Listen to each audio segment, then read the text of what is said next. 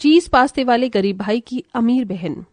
चीज पास्ता खा लो, चीज पास्ता, आओ आओ प्यारे प्यारे बच्चों, आओ स्वादिष्ट चीज पास्ता। जैसे ही गरीब सूरज पास्ता लेकर आया, सभी घरों के बड़े क्या बच्चे सब ललचाए हुए दौड़े दौड़े चले आए। उनमें से एक सुधा थी। उसने मुस्कुराकर पूछा, आज आने में बड़ी देर लगा दी सूरज भैया। मेरा मुन्ना सुबह से आपकी ही बाट जो रहा था। जब से इसकी जुबान पर अपना चीज पास्ता का स्वाद क्या लगा है, बड़ी ही चटोरी जीभ हो गई है इसकी। मुझे चीज पास्ता खाना है, चीज पास्ता खाना है, जल्दी से दो ना। अले ले ले, मेरा मुन्ना को चीज पास्ता खाना है। अच्छा ये लो। सूरज का स्वभाव बहुत ही हंसमुख था। यूं तो उसने अपनी जिंदगी में धन तो नहीं कमाया था, मगर लोगों से प्यार और इज्जत बहुत कमाई थी। मगर ये आज की इस दुनिया का कड़वा सच है। ये दुनिया इज्जत भी उसी को करती है जिसके पास दौलत हो। सूरज के परिवार में बस उसकी बहन अवनी थी, जिसमें सूरज की जान बसती थी। वो बहुत छोटा था जब सिर से माँ बाप का साया भी उठ गया था। ऐसे में सूरज की पढ़ाई लिखाई छूट गई और गुजारे के लिए वो चीज पास्ता बनाकर गली गली में घूमकर बेचा करता। दिन भर पास्ता बेचकर घर लौटते रास्ते में उसने भगवान का धन्यवाद दिया। भगवान की दया से आज तो सारा पास्ता बिक गया, कमाई भी अच्छी हुई है। तभी सूरज हलवाई की दुकान देखकर रुक गया। अवनी को रसमलाई कितनी भाती है, उसके लिए खरीद लेता हूँ, देखेगी तो खुश हो जाएगी। कहो भाई क्या दूं? ये रसमलाई कितने की दी? एक 50 रुपए की पड़ेगी। अच्छा तो फिर 2 दे देना। अपनी बहन की खुशी के लिए सूरज सीधे 100 रुपए की रसमलाई खरीद लेता है, जबकि वो एक एक रुपए भी कमाने के लिए दिन भर तपती धूप में गली गली घूमता था। जैसे वो घर पहुंचा तो अवनी गुस्से से भरी झोपड़ी के बाहर बैठी थी। अरे छोटी, तू घर के बाहर क्यों बैठी है? हवा खाने तो बैठी नहीं होंगी ना भैया। आपने बिजली का बिल नहीं भरा है, इसीलिए लाइट काट दी गई है और घर में एक मोमबत्ती भी नहीं है। पता नहीं कैसे गरीब भाई की बहन हूं मैं। अवनी का ये कहना सूरज के दिल पर जा लगा। फिर भी उसने मुस्कुराकर कहा, अच्छा ये सब छोड़, ये देख मैं तेरे लिए तेरी मनपसंद रसमलाई लाया हूं, खा ले मेरे लिए। मुंह खोल मेरी प्यारी बहन। अवनी ने जैसे ही रसमलाई खाई तो गुस्से से उसे थूक दिया। अथू! क्या हुआ बहन, रसमलाई अच्छी नहीं क्या? अरे किस दो कौड़ी की दुकान से खरीद कर लाए हो ये? डालडे का स्वाद आ रहा है इसमें। जितने करीब तुम हो उतनी ही घटिया तुम्हारी लाई हुई मिठाई। ये कहकर अवनी पैर धमकते अंदर चली गई।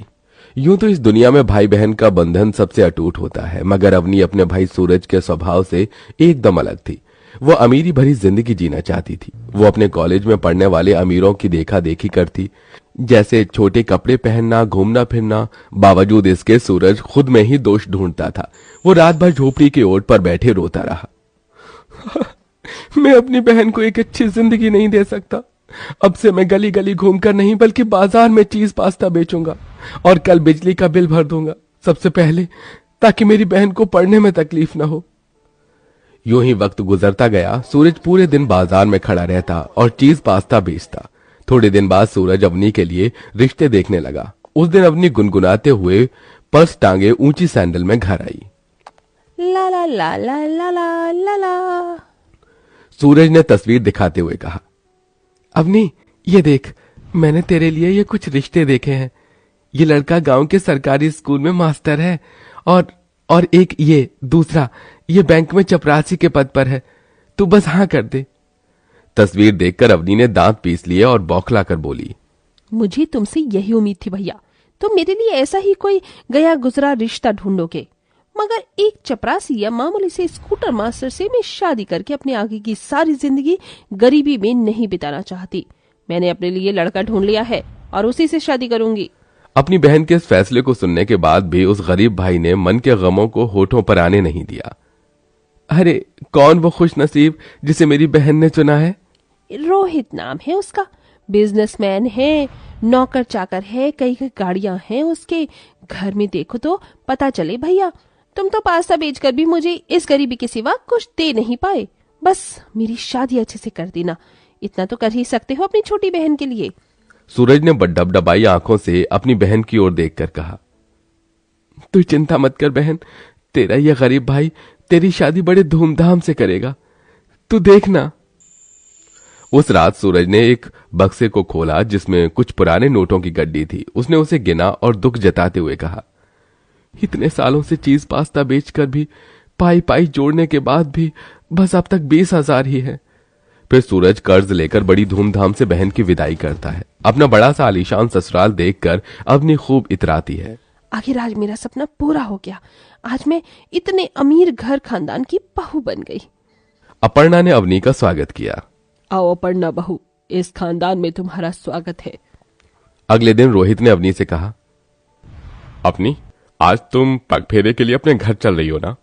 रोहित, मेरा जाने का बिल्कुल मन नहीं है। पर भैया तुम्हारी राह देख रहे होंगी।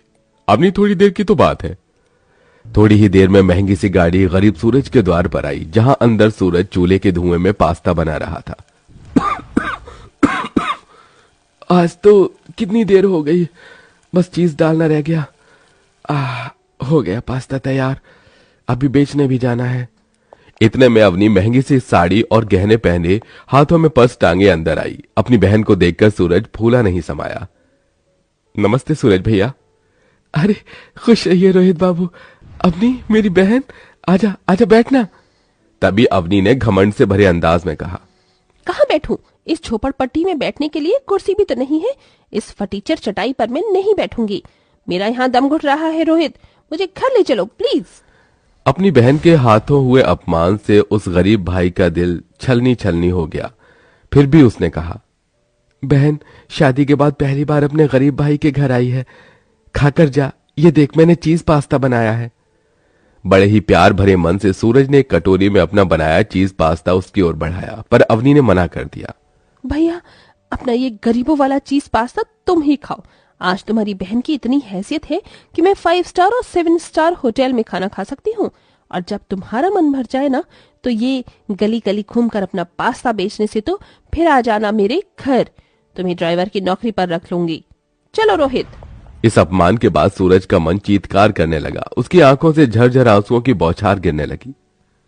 आज मुझे मेरी बहन ने ये सबक दिया है कि इस दुनिया में जिसके पास पैसा है उसी की इज्जत है। अब मैं भी अमीर बनूंगा। अपनी अमीर बहन के हाथ हुए अपमान को सूरज भूल नहीं सका और उसने खुद को मेहनत की भट्टी में झोंक दिया। वो कड़ी मेहनत करके एक सवेरे चीज पास्ता बेचने निकला। चीज पास्ता खा लो, चीज पास्ता, गर्मा गर्म स्वादिष्ट चीज पास्ता। अरे भाई एक प्लेट चीज पास्ता देना। एक प्लेट चीज पास्ता मुझे भी देना। जी भैया, अभी देता हूं। धीरे धीरे उसका छोटा मोटा पास्ते का ठेला दुकान और फिर नामी रेस्टोरेंट में बदल गया। अब तो जैसे हर जुबान पर कल के गरीब सूरज के चीज पास्ता का स्वाद चढ़कर बोलता। उसके पास घर, बंगला, गाड़ी सब हो गया। फिर एक दिन आंखों में आंसू लिए अवनी एक पुरानी सी फटेहाल साड़ी में मुरझाए चेहरे के साथ अपने भाई के घर आई। भैया, मेरा सब कुछ लुट गया, कारोबार डूब गया भैया। मैं हमारा घर नीलामी हो गया।